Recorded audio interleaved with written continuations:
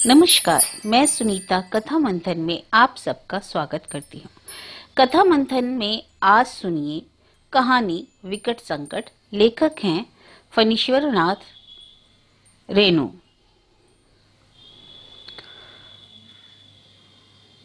दिग्विजय बाबू को जो लोग अच्छी तरह जानते पहचानते हैं वे कभी नहीं विश्वास करेंगे कि दिग्विजय बाबू उर्फ दीगो बाबू कभी क्रोध से पागल होकर सड़क पर खाली देह और ऊंची आवाज में किसी को अश्लील गालियां भी दे सकते हैं। लोग उनको अजात शत्रु मानते हैं और भूल चूक से एकाध शत्रु कहीं पैदा भी हुआ हो तो इन्होंने दीगो बाबू को कभी ऊंचे स्वर में बोलते नहीं सुना है।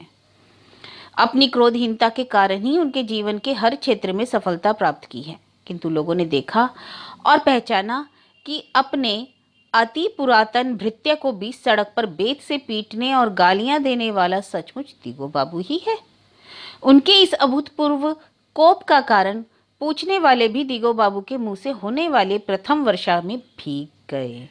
आसपास एकत्रित सभी लोगों को सालों कहकर संबोधित करते हुए उन्होंने कहा कि उन्हें सब कुछ मालूम है और वे सभी को ठीक करके ही दम लेंगे। तमाशा देखने वालों को अच्छी तरह दिखला देंगे, लोग सब्र करें। इतना कहकर वे अपनी कोठी के अहाते में गए। फिर बंगले के बरामदे पर रखे हुए कई गमलों को लात मार मार कर नीचे गिरा देने के बाद अंदर चले गए। निशब्द खुलने और बंद होने वाला दरवाजा आज पहली बार चू चू कर उठा। ताड़ित भृत्य राम टहल अंगोछे से अपनी पीठ झाड़ता हुआ उनके पीछे पीछे चला गया। बस लोग सब्र करें। पता नहीं फिर कितनी देर के बाद वे अच्छी तरह तमाशा दिखाने को बाहर निकले। उन्हें लोगों के बारे में सब कुछ पता है और लोगों को यह नहीं मालूम कि उन्होंने दीगो बाबू का क्या बिगाड़ा है। उनके घर में जिनका आना जाना है वे भी आज उनकी शांति कुटी में पैर देने का साहस नहीं करते। फिर कारण कैसे मालूम हो? काम वाले अपने अपने काम पर गए और बेकाम के लोग कई घंटों तक बेकार न बैठकर सामने पार्क में ताश खेलते रहे, किंतु किसी खिड़की या दरवाजे से फिर कोई बाहर नहीं आया। ना किसी प्राणी या वस्तु की आवाज ही बाहर आई। जैसी नाटकीयता से गमलों पर पदाघात करके और जिस वेग से वे अंदर गए थे उस हिसाब से अंदर पहुंचने के 1 मिनट बाद ही ठाए ठाए विस्फोट अथवा कांच के बर्तनों की टूटती आवाज अथवा किसी के अचानक फूट फूट कर रोने का स्वर गूंज ही जाना चाहिए था। परंतु 2 घंटे बाद भी कुछ नहीं हुआ और धीरे धीरे रहस्य गंभीर होता गया। रात के 10 बजे इस रहस्य को भेदन करके एक उड़ती सी खबर फैली कि दीगो बाबू के घर में मुकम्मल हड़ताल है। दीगो बाबू के अतिरिक्त कोठी में रहने वाले अन्य सभी प्राणी दीगो बाबू के विरुद्ध असहयोग आंदोलन कर रहे हैं। अर्धांगिनी अपने पूरे अंग को समेटकर अंगनाई की एक छोटी कोठरी में चली गई है। प्रजा अर्थात पुत्र अराजक हो गया है। भृत्य किसी वचन का पालन नहीं करता। महाराज मनपसंद भोजन बनाने लगा है। यहाँ तक कि घर की बिल्ली गुर्राती है देखकर। हाय रे दीगो बाबू का सुख का संसार, हाय रे उनकी शांति कुटी अर्थात न्यू पटलपुरी में नवनिर्मित दीगो बाबू की कोठी। दूसरे दिन सूर्य उदय के पहले ही तमाशा शुरू हो गया। दीगो बाबू के लाडले बेटे श्री हर्ष ने अपनी कोमल मधुर आवाज को कर्कशतम कर भोले भाले चेहरे को कठोर क्रूर बनाकर अखबार देने वाले लड़के से कहा, अभी अखबार पहले छोटी कोठी में देगा, आपसे समझा? छोटी कोठी? छोटी कोठी अतार्थ कोठी की अतिथिशाला जिसमें श्रीहर्ष रहता है। सभी पत्र पत्रिकाओं को बगल में दबाकर खुलेआम माचिस जलाकर सिगरेट सुलगाकर धुएं का गुब्बारा छोड़कर श्रीहर्ष अपनी छोटी कोठी की ओर चला गया। थोड़ी देर बाद श्रीहर्ष की माताजी यानी श्रीमती धर्मशीला अपने पति को ना जाने किस बात पर धिक्कारती हुई बाहर बरामदे पर आई। जिस महिला को लोगों ने हर एकादशी की सांझ को अपने पति का चरण धोक तक पीते देखा है, वह कह रही थी, भोर ही भोर जो इनका नाम ले ले तो उसका सारा दिन का सगुन चौपट। और कल जिस पर मार पड़ी थी वही चाकर आज निडर होकर लॉन में आराम कुर्सी पर लेटकर बीड़ी खींच रहा है और महाराज अपने दीर्घ दांतों को दंतुअन से रगड़ता हुआ यत्र तत्र थूकता जाता है। मैं किसी का नौकर नहीं, जिसको चाहे जहां पीना हो मंगवा ले। मैं अभी गंगा जी में नहाकर बिरला मंदिर जाऊंगा।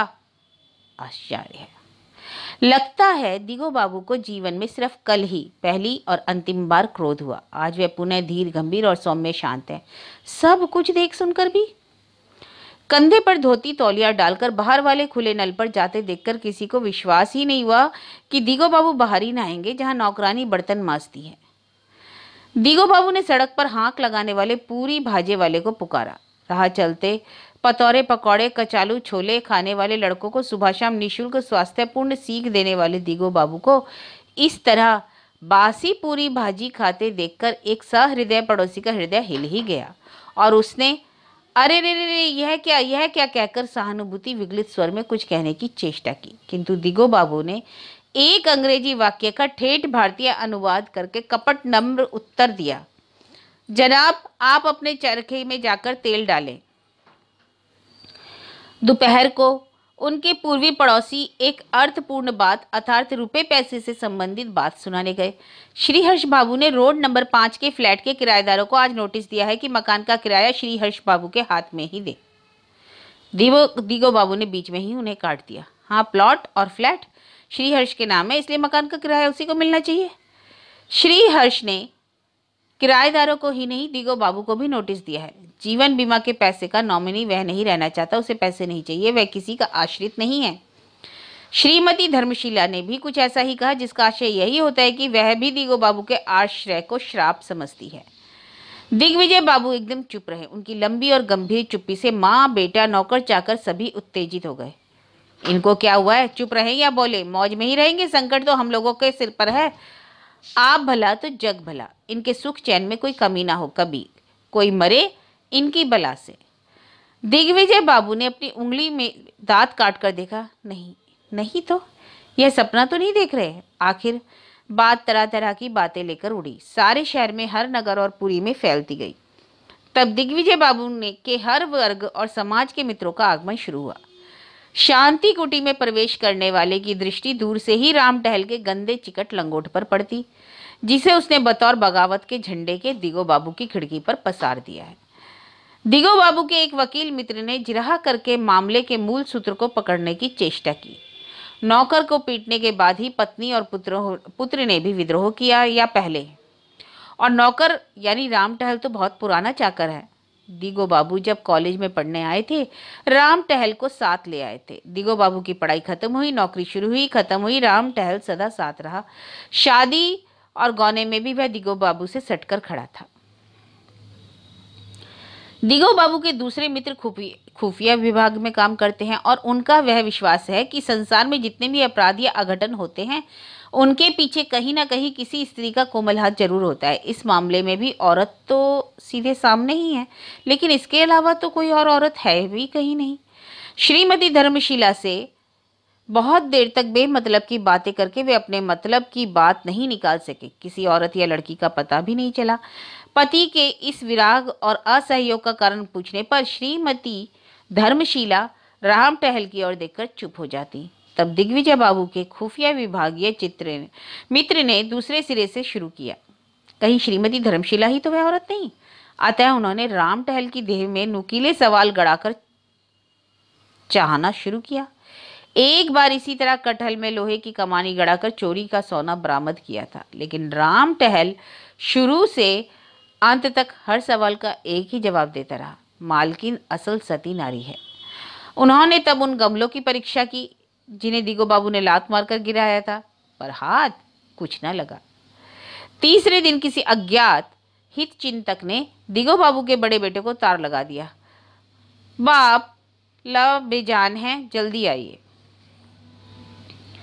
दिगो बाबू के निर्जला मौन व्रत ने लोगों को और भी हैरत में डाल दिया। जिन अपराधों के लिए कोई भी अपनी स्त्री, बेटे, नौकर सभी को बाहर निकाल सकता है, उन्हें चुपचाप सहने का क्या अर्थ हो सकता है भला? दिमाग सही है या वह भी दीवार घड़ी की तरह बंद हो गया?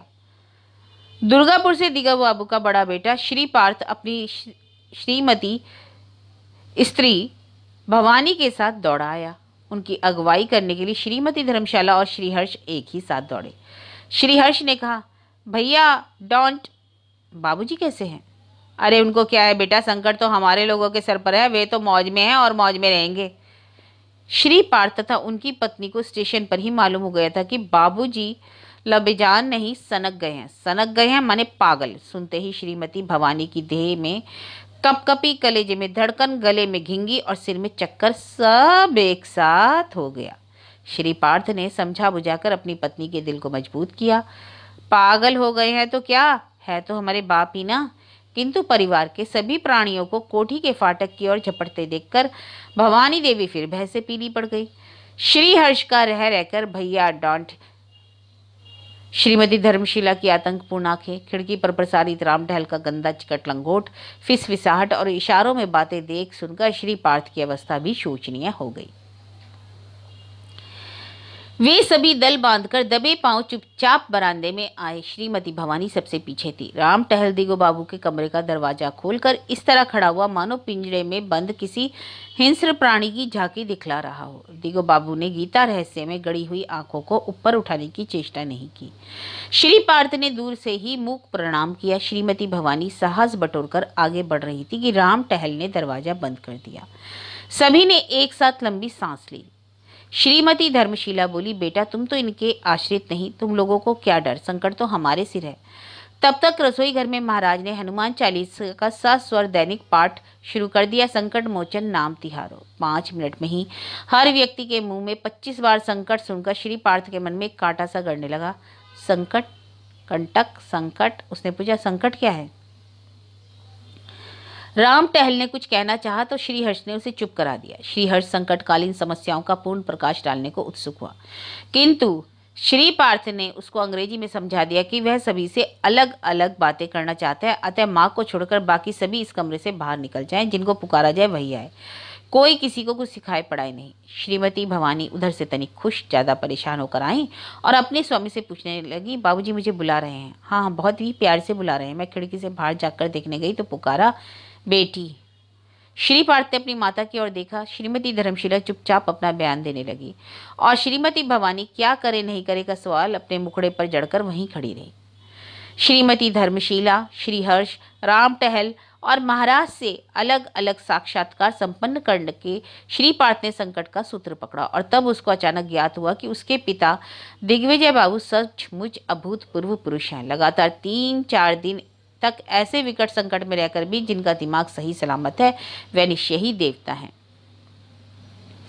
श्री पार्थ अपने उत्पीड़ित पिता की चरण धूलि लेने के लिए दौड़ा। उसने श्रीमती भवानी को निकट बुलाकर कुछ कहा। श्रीमती भवानी ने घबराकर श्रीहर्ष, राम टहल और अंत में श्रीमती धर्मशाला की ओर देखा। इतने पागलों के बीच, हे भगवान!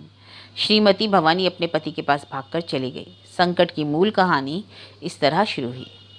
अष्टग्रह को भयावह अफवाहों के बीच एक दिन इस नगरी की बूढ़ी सेठानी धर्मशाला में एक त्रिकालदर्शी ज्योतिषी ने अपना डेरा डालकर ऐलान करवा दिया कि वह एक पखवाड़े से एक दिन भी ज्यादा इस शहर में नहीं रहेगा। जिन्हें अपने भूत, भविष्य और वर्तमान का दर्शन करना अथवा बिगड़ी तकदीर को सुधारना हो, जल्दी करे। अखंड साकृतनों के असंख्य ध्वनि विस्तारक यंत्रों के आतंकपूर्ण हाहाकार और महायज्ञ के कटु पवित्र धुएं से ढके हुए इस नगर में त्रिकालदर्शी जी आशा की किरण नहीं, उम्मीद का सूरज लेकर आए। लोगों की जान में जान आई। तब एक दिन उपयुक्त अवसर देखकर श्रीमती धर्मशिला ने अपने पति से निवेदन किया, क्यों ना एक दिन एक जी त्रिकाल दर्शन। किंतु श्रीमती धर्मशिला अपने पति की मुद्रा देखकर घबराई, किंतु दिग्विजय बाबू ने झिड़की नहीं दी। प्रेम लपेटे शब्दों में ही उन्होंने पूछा कि अकल से बड़ी भैंस कैसे हो सकती है। श्रीमती धर्मशिला मुस्कुराकर रह गई। वह जानती थी कि उसके कर्मयोगी पति यही कहेंगे। दिगो बाबू ने उस दिन समाचार पत्र में प्रकाशित पंडित जवाहरलाल नेहरू का वक्तव्य पढ़कर सुना दिया, किंतु लगातार 3 बार बीए की परीक्षा में असफल होने के बाद श्री हर्ष को तकदीर के लेख पर अटूट विश्वास जम गया था। वह दूसरे ही दिन काशी से प्रकाशित एक प्रतिष्ठित पत्र की कतरन ले आया। माँ देखो, यह श्री संपूर्णानंद की चेतावनी, नेहरू जी के नाम, जरा बाबूजी को दिखला दो। माने पढ़ने को कहो। दिगो बाबू ने कतरन पर सरसरी निगाह डालकर देखा, फिर सस्वर गुनगुनाने लगे, हई सोई सो राम रचि राखा। श्रीमती धर्मशिला को बल मिला, किंतु राम टहल राम एवं चुनमुन झा यानी महाराज सुबह शाम ताजा और भयानक अफवाह लेकर घर लौटने लगे। रोज श्रीहर्ष को रात को नींद नहीं आती, आंख लगते ही बुरे सपने देखता और चीख पड़ता। श्रीमती धर्मशिला चिंतित हुई। भय से सूखे हुए श्रीहर्ष ने सूचना दी कि सिर्फ साहब तथा दूसरे छोटे बड़े हाकिमों ने ज्योतिषी से अपनी कुंडली दिखवाई है। सिविल सर्जन साहब दिन रात ज्योतिषी के साथ ही रहते हैं। कलकत्ता का एक बड़ा भारी सेठ स्पेशल हवाई जहाज से उड़कर आया है परिवार सहित। जीवन भर पेशकारी का पेशा करके दिग्विजय बाबू का कर्म में दृढ़ विश्वास जम गया, इसलिए बुद्धि भी बलवती हो गई। पर हाकिम हुक्काम का नाम सुनते ही वे तुरंत प्रभावित हुए बिना नहीं रह सकते। अदालत और फौजदारी के हाकिमों के बारे में सुना तो सोच में पड़ गए। फिर बोले, मेरी तो कुंडली ही नहीं है। पत्नी बोली, तो क्या हुआ, किसी फूल का नाम लेते ही कुंडली बना देते हैं, सुना है। लेकिन मैं धर्मशाला में जाकर अपना भविष्य नहीं देखना चाहता, दीगो बाबू ने ऐतराज किया। डबल फीस लेकर वे घर भी आते हैं ज्योतिषी जी। अंततः तय हुआ कि श्रीहर्ष डबल फीस लेकर जाएगा और फिटन पर ज्योतिषी जी को सादर लिवा लाएगा। सभी को अपार हर्ष हुआ। घर के कर्ता के भविष्य के साथ ही सभी की किस्मत नत्थी है। मालिक राजी हो गए, यही तो बड़ी बात है। ज्योतिषी जी को फिटन लेकर श्रीहर्ष बुलाने गए। श्रीमती धर्मशाला ने अपनी पति को सलाह दी कि जब डबल फीस दिया गया है तो बातें भी डबल करके ही पूछ लीजिएगा।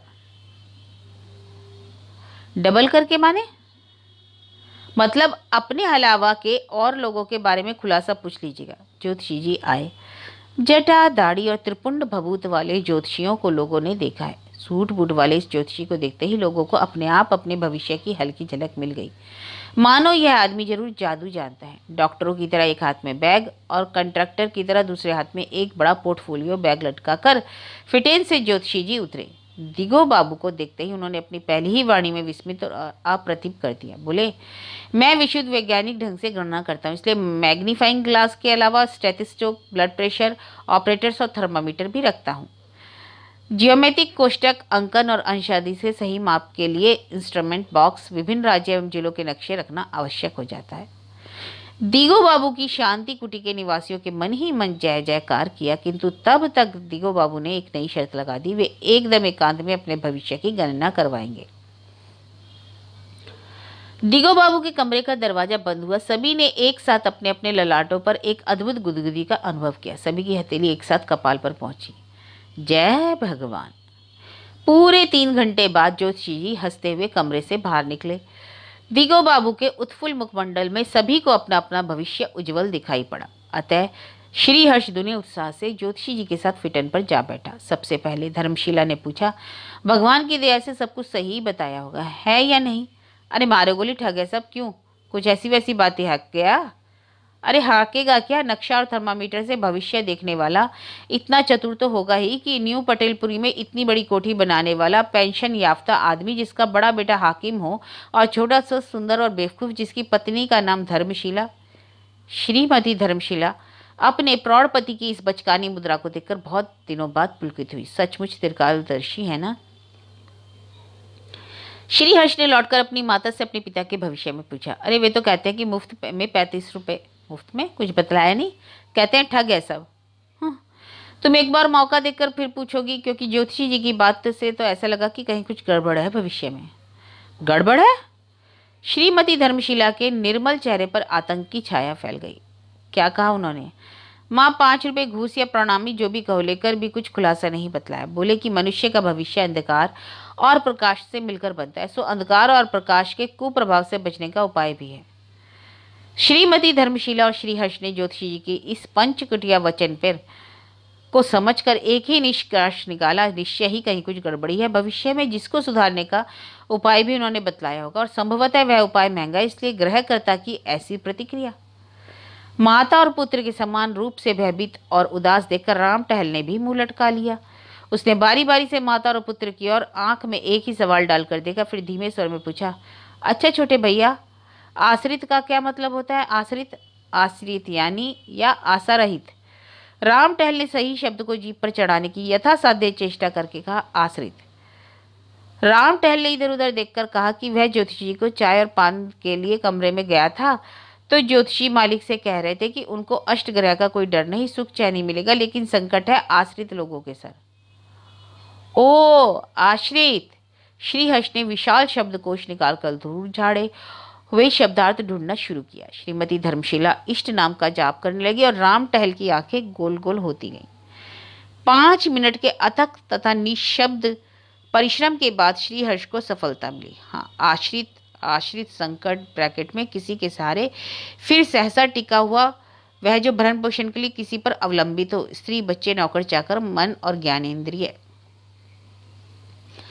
ऐसा लगा माने तीनों के बीच हथगोला आकर गिर पड़ा और जोरों का धड़ाका हुआ। जब तीनों को होश हुआ तो देखा कि हथगोला नहीं, श्रीहर्ष के हाथ से विशाल शब्दकोश छूटकर गिरा था। अब क्या हो?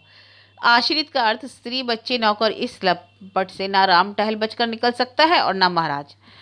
दुहाए बाबा नरसिंह, भयातुर आश्रितों ने अंतिम चेष्टा करके यह पता लगा लेना आवश्यक समझा कि आश्रितों के भीषण संकट के प्रतिकार के लिए गृह स्वामी ने कुछ किया है या नहीं। दोपहर को भोजन के समय श्रीमती धर्मशिला आज प्रेम पूर्वक पंखा लेकर बैठी। पति के मुंह के में प्रथम ग्रास पहुंचा तो श्रीमती धर्मशिला ने अपने मुंह की बात निकाली। यदि भविष्य फल में कोई गड़बड़ी हो तो उसका उपाय भी बतलाया होगा।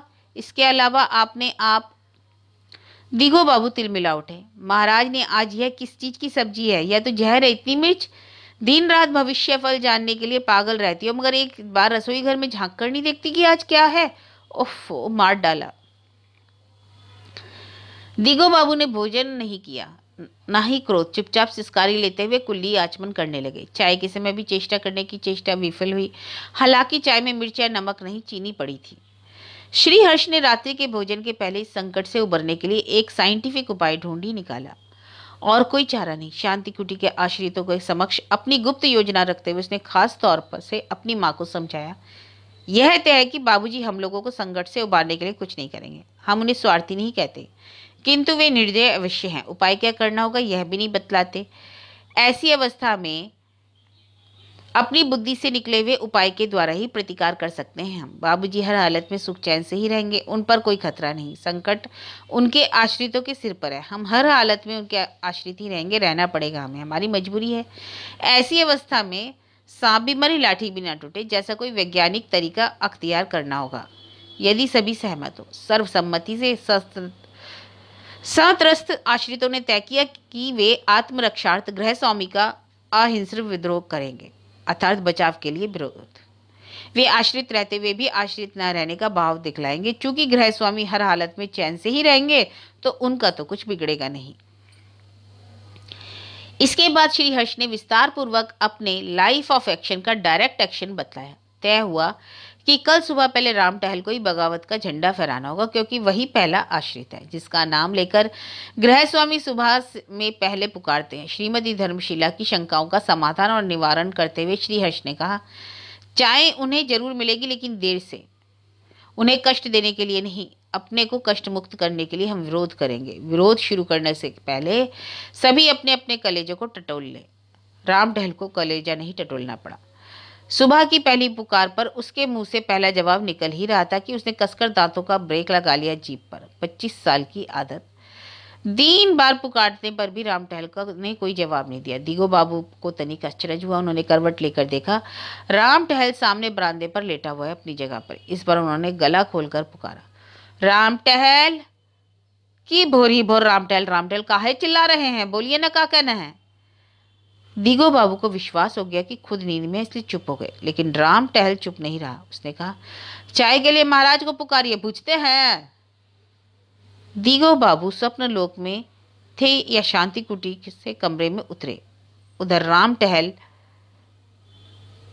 रहा था, तंबाकू मुंह में दिए, एक सूखे हुए सुरजी गीत पंक्ति में गाना गा रहा था। अब तो दिग्विजय बाबू को तनिक भी संदेह नहीं रहा कि राम टहल ने गांजा पीना शुरू कर दिया है।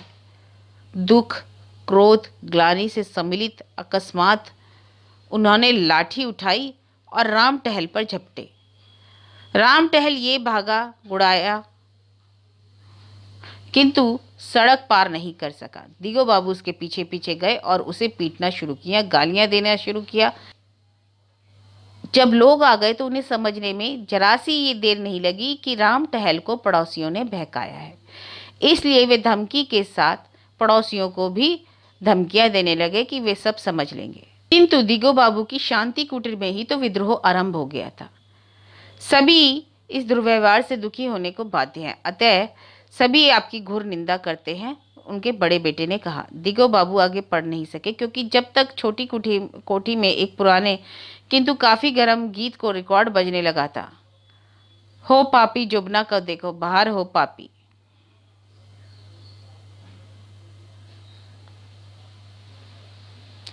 श्रीहर्ष ने विरोध के लिए ऐसे ही गीतों को रिकॉर्ड, नंगी तस्वीर वाली तथा कवित स्वस्थपूर्ण किताबें, खुलेआम धूम्रपान और चंद आवारा दोस्तों के साथ ताश खेलने का कार्यक्रम बनाया। उसने सभी आश्रितों के लिए अलग अलग एक्शन प्लान समझा दिया था। श्रीहर्ष ने मां को याद दिलाकर कहा, गलती से पैर छूकर प्रणाम मत कर बैठना, भक्ति और पूजा बाबूजी की तस्वीर की करो, हर्ज नहीं, लेकिन बाबूजी के साथ बुरा बर्ताव करके ही संकट को टाल सकोगी। 3 दिन तक दिन रात सभी आश्रितों ने ईमानदारी और दृढ़ता से अपना अपना विरोध जारी रखा। गृह स्वामी को चिढ़ाने के लिए नित नए उपाय सोचे गए, प्रयुक्त हुए, मगर दिगो बाबू ने जो मौन व्रत धारण किया, गीता रहस्य में अपने को इस तरह डाल दिया कि मेन स्विच ऑफ कर देने और जोर से रेडियो खोलने पर भी उसने बाहर नहीं निकले। राम से टहल ने गंदा लंगोट पसारकर उनकी क्रोधाग्नि को पुनः पुनः भड़काने की चेष्टा की, किंतु व्यर्थ। श्रीमती भवानी को अपने देवता तुल्य ससुर की सेवा करने का सुअवसर अब तक नहीं मिला था। श्रीमती धर्मशिला किसी कारणवश अपनी पुत्र वधू पर मन ही मन अप्रसन्न रहती थी, इसलिए पति के सामने यदा कदा तथा कभी कभी सर्वदा उसकी बुराई ही करती थी। इस बार श्रीमती भवानी ने अपने गुणों से दिग्विजय को 2 दिन में ही मुग्ध कर लिया। उसके मन से पुत्रहीन होने का एकमात्र दुख हमेशा के लिए दूर हो गया। उस दिन श्री पार्थ ने फैसला सुनाने के लहजे में अपने पिता के सभी विद्रोही आश्रितों को सुना दिया कि अब तुम लोग पिताजी के आश्रित नहीं रहे, अब किसी संकट की आशंका नहीं। पिताजी अब मेरे आश्रित होकर दुर्गापुर में रहेंगे, क्योंकि ज्योतिषी ने यह भी बतलाया कि अब उन्हें किसी के आश्रय में रहना चाहिए।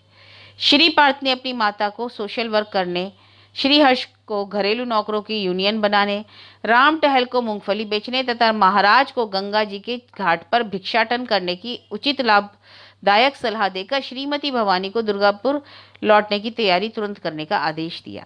दिग्विजय बाबू बालकों की तरह प्रसन्न और उत्साहित होकर अपना सामान सहेज रहे थे। आंगन में कोलाहल सुनाई पड़ रहा था। श्रीमती धर्मशिला क्रोध से कांपती हुई महाराज से पूछ रही थी, बोलो, तुम जानबूझकर यह सब कर रहे थे, आखिर क्यों? हम लोगों को सुख तुमसे देखा नहीं जाता था? ऐसे में सारे परिवार के लोग पागल नहीं होंगे भला? श्री पार्थ ने यात्रा के समय इस कलह का कारण जानना चाहा। श्रीमती धर्मशिला बोली, बेटा, तुम हाकिम हो, तुम ही इस बात का इंसाफ करो। इस बार तुम्हारे बाबूजी ने गांव से पाट साग का बीज मंगवाया था। महाराज ने बोते समय चुटकी भर भंग का बीज मिला दिया। पिछले 5-7 दिनों से नौकरानी भंग के पौधों सहित साग ले आती थी और महाराज आंख मूंदकर कढ़ाई में डाल देता था। ऐसे में घर भर के लोग पागल क्यों नहीं होंगे? राम टहल ने कहा, अब समझा कि मेरा माता हमेशा क्यों इस तरह चकराता था। श्रीहर्ष बोला, राम टहल, अभी तुरंत आबकारी पुलिस को बुला लाओ। महाराज ने हाथ जोड़कर गिड़गिड़ाने लगा, मालिक, बड़े भैया, छोटे भैया, मालकिन, इस बार माफ कर दीजिए, भविष्य में कभी ऐसी गलती नहीं होगी, दुहाई। संकट का सही कारण ढूंढ निकालने के बाद श्रीमती धर्मशिला एक गिलास ठंडा पानी लेकर अपने पति के कमरे में चली गई।